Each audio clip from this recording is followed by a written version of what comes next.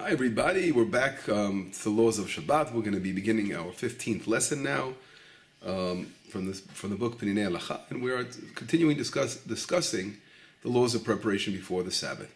And the question is, where is the source? First of all, where is the source that we must prepare for the Sabbath? How do we know we have to get ourselves ready for it?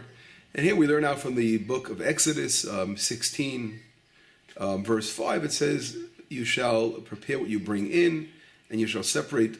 In other words, you shall separate a double portion than you gather normally every day. And this is on the sixth day. In other words, on Friday before Shabbat.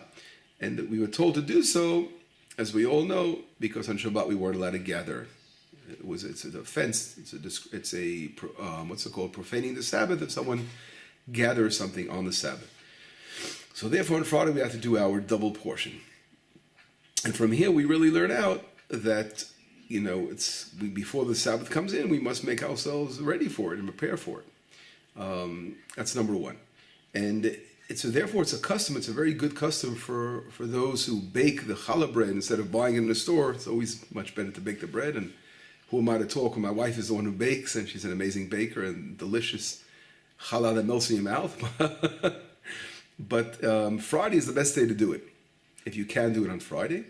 And of course, with the laws of separating the challah. Challah is a special mitzvah, special commandment we have that when you're making a certain amount of bread, you have to separate out a portion which was in the old days given to the priest, the Kohanim. Today, since we can't cleanse them, we don't have the ash to cleanse the priest today from the paraduma, from the ash from the red heifer, to cleanse those who are unclean to meitim, as we call, to the dead. So therefore, nowadays, tulmot masod are not eaten by the Kohanim, and also the challah is a certain kind of tulma, it's not eaten by the Kohanim. So what is done when you separate? You have to separate a piece of challah off, and you have to burn it, and the Kohanim don't eat it. But you still are required by law to separate that piece off. And this law it's custom. Usually laws like that are connected to Trumot apply only to the land of Israel, but this particular law of Challah is also customary to do outside of Israel. And it's important to know from what amount of weight of the dough you have to separate the Challah. So if usually one bag in Israel, when they sell these bags, they're a kilo.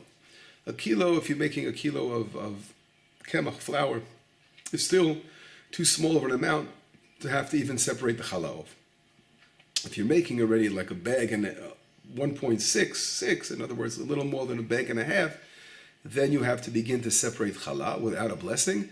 And once you reach around 2.25 kilos, in other words, 2 1/4 of those bags or something like that, you have to begin to even make a blessing. So it's important. There are different customs. Some people say already even at 2 kilos you can make a blessing, like over, a little under 2 kilos. So the best thing is never to put yourself in a doubt of making a blessing, because if certain people say you don't have to, and you bless, and then we call it a bracha levatala, a wasted blessing. So if you make it already, you want to do the mitzvah of challah the way it should be, you should always do at least the amount that you're sure that you're not going to get into that problem. And that would be, probably, as far as pounds go, around 5 pounds and about 30 ounces or so. So, what all these numbers here? What is my recommendation?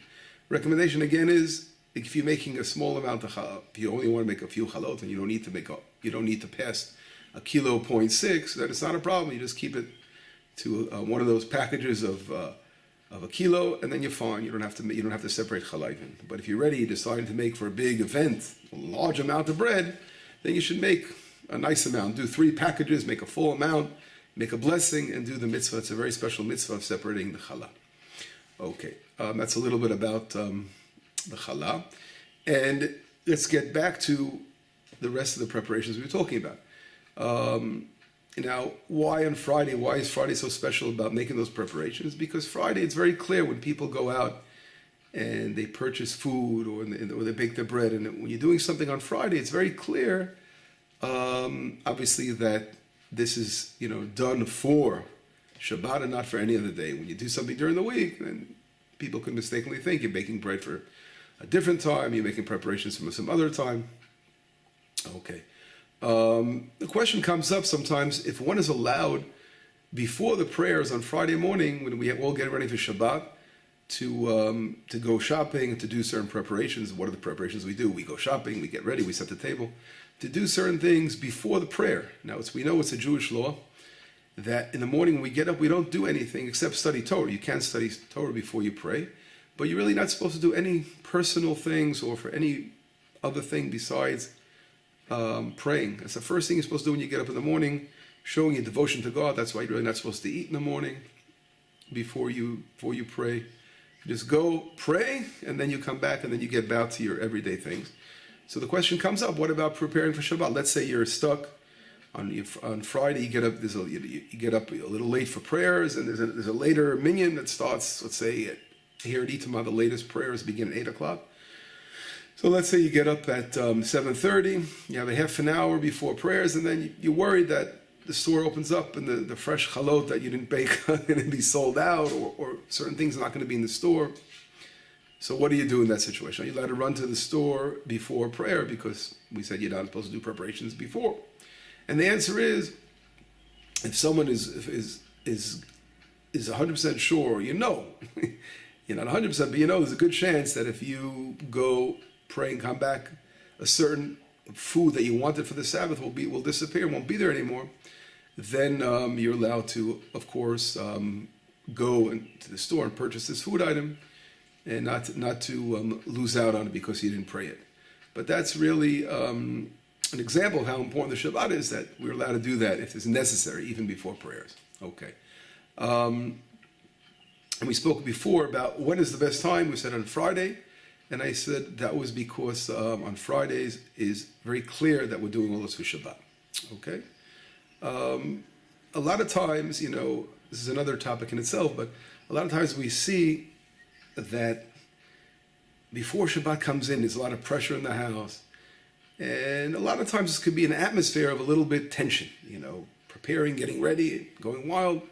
So sometimes we have to be very careful because we say there's this expression, the Satan, in other words, the Yetzer Hara, the devil, it's a certain kind of, how do you explain a Satan in English? We quote in the Gemara says the Satan, the Yetzer Hara, the Malach HaMavet, all these are the same thing. In other words, of different forms of the evil that's in the world. And usually the evil forces in the world want to take control of you at certain times when you're getting ready for the Sabbath. Friday is a perfect spot that they can cause arguments in the family, running around, well, it's not ready yet, getting ready, preparing. And that's the worst thing when there's a lack of peace in the family, God forbid, especially when you're preparing for the beautiful day of rest and peace. And that's exactly why these evil forces sometimes want to pull themselves in there and make trouble. So the Talmud, the Gemara, it says in Gitin, it's one of the tractates, interesting, in page 52a, very interesting story. It talks about a story where there was a couple, a married couple, right, of course, and they would have these very big arguments every Friday before the Sabbath. And there's one great rabbi, Rabbi Meir Balanes, who's known to be a miracle worker, but he went 3 consecutive Fridays before Shabbat. He went to this house to try to make peace between the husband and wife, so they shouldn't have these arguments before getting ready for Shabbat. And then he heard, the Talmud says, he hears in the background that the evil forces, he actually heard the voice saying, what are we going to do here? Rabbi Meir chased us out of here. In other words, we see how powerful the Shabbat is, and the beauty of Shabbat, that sometimes these bad forces want to interfere with that. And the Gemara, the Talmud, actually tells this story of how Rabbi Meir made peace in order. Really, it was necessary for a great rabbi to go over there and to chase out the bad forces there. Of course, it was an educational experience of a great rabbi being there in the environment and trying to make peace with. He must have been one of his students, obviously, and making sure that things were okay in the house. And we see how important it is not to fall into, God forbid, arguments. Because Shabbat, again, if someone we spoke about that, if someone goes to the Sabbath with a lack of peace, it's a very bad thing. It's a very terrible thing. And that's exactly the opposing force of what Shabbat is all about. bringing peace in the world. And in order to avoid these kind of things, people have to make proper preparations before the Shabbat, and they should get up early. And if they're worried that they're not going to be able to do it all on Friday, for sure, one is allowed to do it on Thursday, go back a day, prepare yourself, and this way on Friday afternoon already, you can receive the Shabbat with joy and happiness, and therefore, of course, our soul will connect, will be connecting to us, into our physical world, bringing down the power of the soul. And there's nothing greater than the Shabbat afternoon to start studying the portion of the week.